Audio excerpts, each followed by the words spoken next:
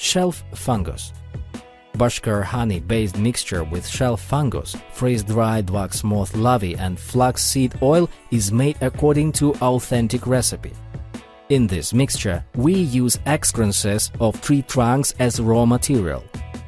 So-called black fungus is known as a source of a great number of biologically active substances which can be used in treating different kinds of diseases.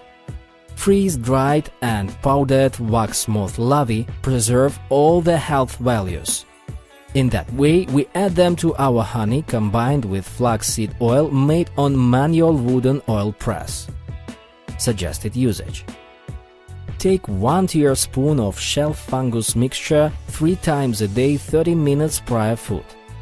Our mixture can be used as adjunct medication for treating flu, sugar spikes, blood formation disorder and metabolism disorder. Also, it can be used as a preventive activity against cancer, endocrine system disorder, high cholesterol, gastrointestinal tract diseases, pancreas diseases, swelling and intoxications.